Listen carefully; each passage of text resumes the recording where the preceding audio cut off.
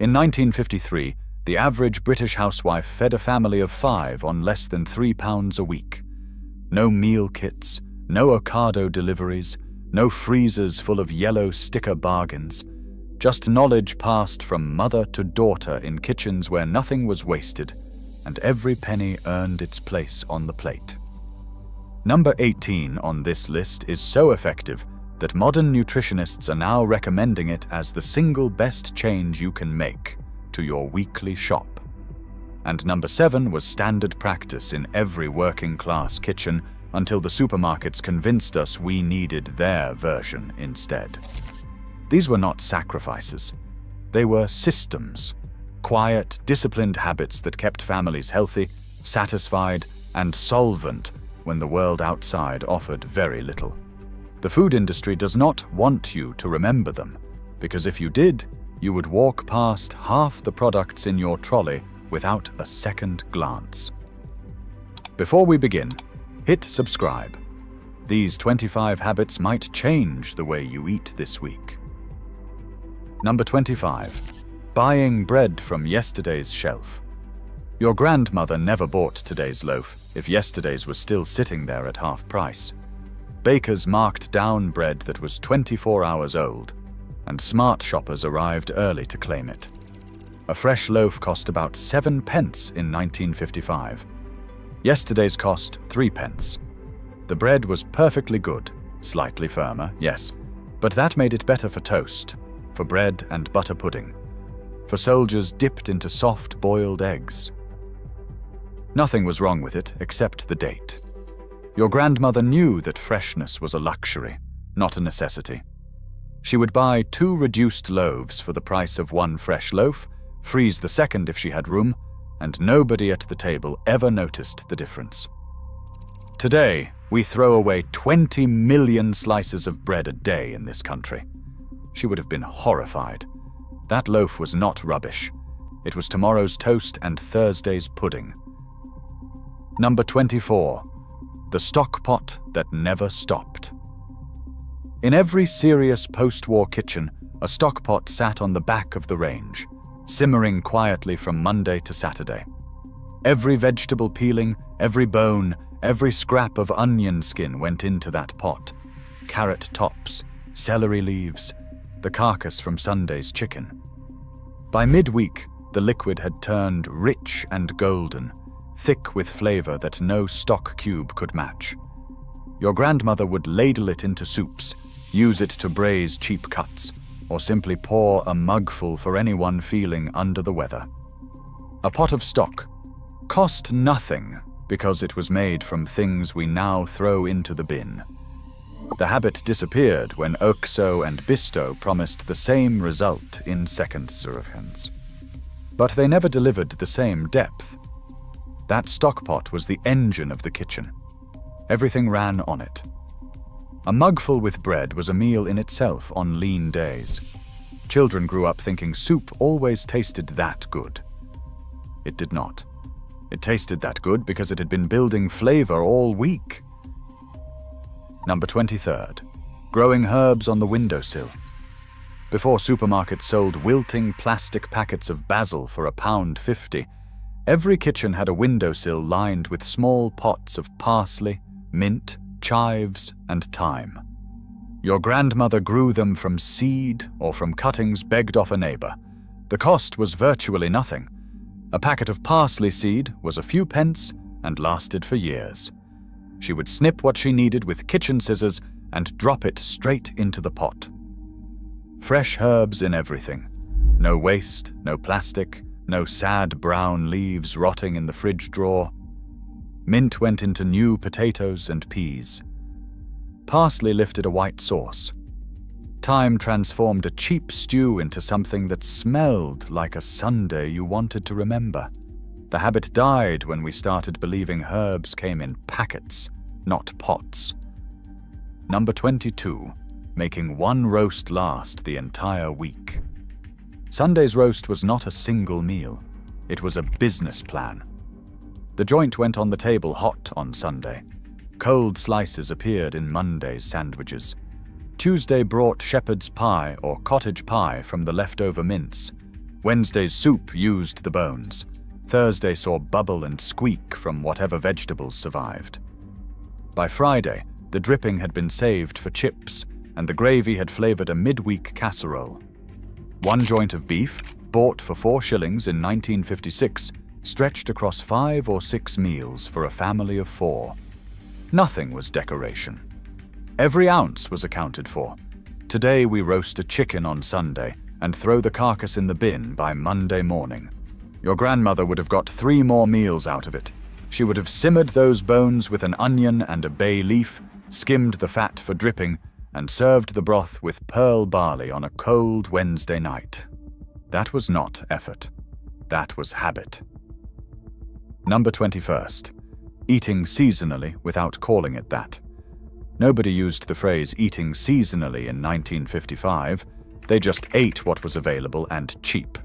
Strawberries in June, blackberries in September, parsnips after the first frost, because the cold made them sweeter. Brussels sprouts at Christmas, rhubarb in spring, forced in dark sheds and sold pink and tender at the greengrocer's door. Your grandmother did not need a magazine to tell her what was in season. She could see it on the market stall, priced low because there was a glut. She bought what was abundant, preserved what she could, and waited patiently for the rest. The result was a diet that changed with the calendar, full of variety, and always at its cheapest.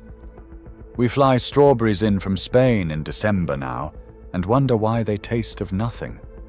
She would have waited until June, bought a punnet at the market for 6pence, and served them with evaporated milk to children who thought they were the sweetest thing on earth.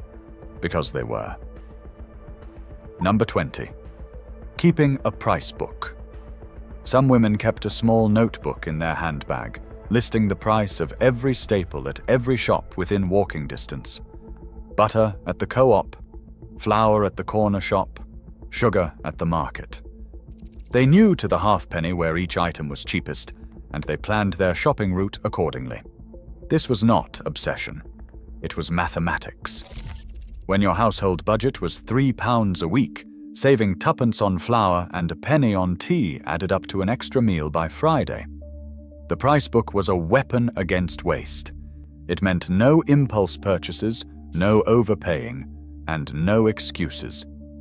Today we tap a plastic card without looking at the total. Your grandmother could have told you the price of milk to the decimal point.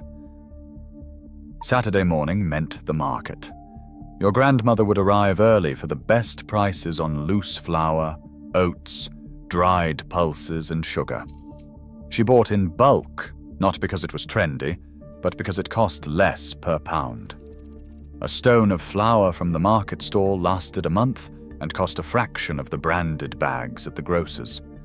Dried split peas, lentils, pearl barley. These were the foundations of cheap eating, and she stored them in old biscuit tins, lined up on the pantry shelf. The habit kept her kitchen stocked, without relying on weekly trips to expensive shops. She knew that protein did not have to come from the butcher. A bowl of lentil soup with bread fed the family for pennies. First pattern break. Here is where things shift. Everything so far has been about shopping and planning. But the real genius of old British eating was in the kitchen itself. Number 18. Filling up on vegetables first. Your grandmother loaded plates with vegetables before the meat ever appeared. A mountain of mashed swede, a heap of buttered cabbage, carrots boiled and glazed with a scrape of margarine. The meat was almost a garnish, 3 or 4 thin slices laid beside a plate already full of cheap, filling, nutritious food. This was not a health strategy. It was economics. Vegetables cost a fraction of meat, and they filled bellies just as well. Modern nutritionists now call this the half-plate rule, and recommend it as the single best habit for healthy eating. Your grandmother was doing it 70 years ago, not because a doctor told her to, but because a pound of carrots cost 3pence and a pound of beef cost 2 shillings. Number 17. Porridge for breakfast every single morning. There was no rotation of cereals, no toast one day, and croissants the next. Porridge every morning, made with water and a pinch of salt, the Scottish way, or with milk if the budget allowed. A bag of oats cost a few pence and lasted the week. It filled stomachs until lunchtime, kept children quiet through morning lessons, and asked nothing of the cook but a saucepan and 5 minutes. Some families stirred in a spoonful of golden syrup, others added a splash of evaporated milk for richness. But the base was always the same: cheap, warm, sustaining. We spend £3 on a box of granola now that lasts 4 days. A bag of porridge oats costs 60 pence and lasts a fortnight. Your grandmother would look at our cereal aisle and think we had lost our minds. 17 types of muesli, and not one of them keeps you full past 10 o'clock.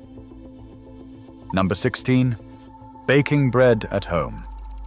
A loaf from the baker cost 1 shilling. A loaf made at home cost 3d.